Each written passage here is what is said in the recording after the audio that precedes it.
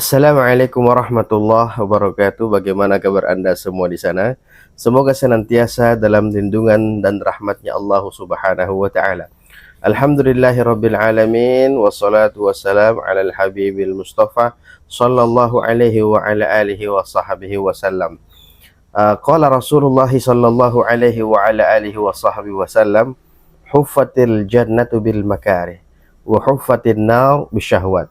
Rasulullah sallallahu alaihi wa ala alihi wa sahbihi wasallam bersabda, surga itu dikelilingi dengan hal-hal yang tak disukai dengan jiwa, dan neraka itu dikelilingi dengan hal-hal syahwat. Jadi untuk mendapatkan surganya Allah Subhanahu wa taala perlu mujahadah, perlu melawan hawa nafsu.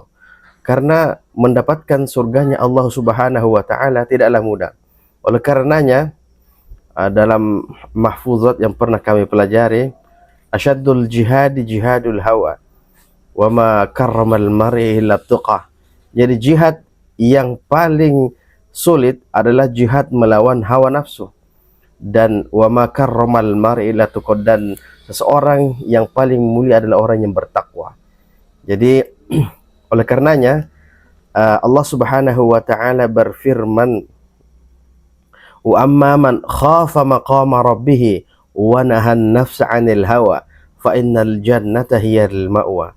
Dan barang siapa yang takut dengan maqamnya Allah Subhanahu wa taala serta menahan hawa nafsu, maka ia mendapatkan surganya Allah Subhanahu wa taala.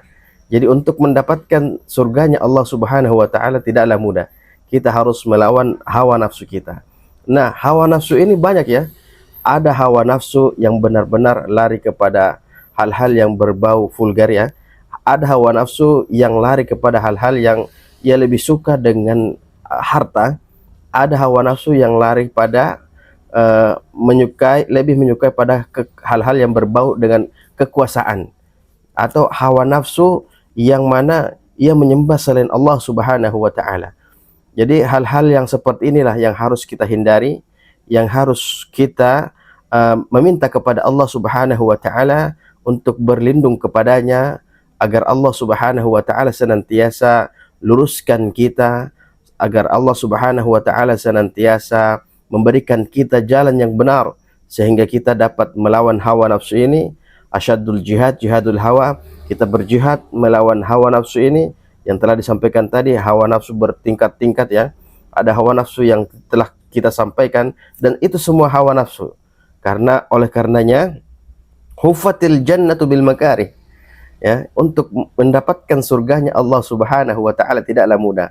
Kita harus mujahadatun nafs, melawan hawa nafsu kita ya. Jadi semoga Allah Subhanahu wa taala menuntun kita, memberikan kita hidayah, memberikan kita taufiknya, sehingga kita dapat melawan hawa nafsu dan kita mendapatkan surganya Allah Subhanahu wa taala biiznillah. Mungkin hanya ini dan yang dapat kita sampaikan pada malam hari ini, mimbab at-tawasau bil haq wa tawasau bis sabr. Oh ya, pada malam hari ini ya, mungkin ini sudah mulai ya debat calon presiden. Jadi saya cepat-cepat ya. Jadi saya tidak akan meninggalkan untuk menyampaikan beberapa faedah ya, karena ini mungkin bagus juga untuk didengarkan dan untuk diri saya pribadi ya. Semoga Allah Subhanahu wa taala lancarkan semuanya.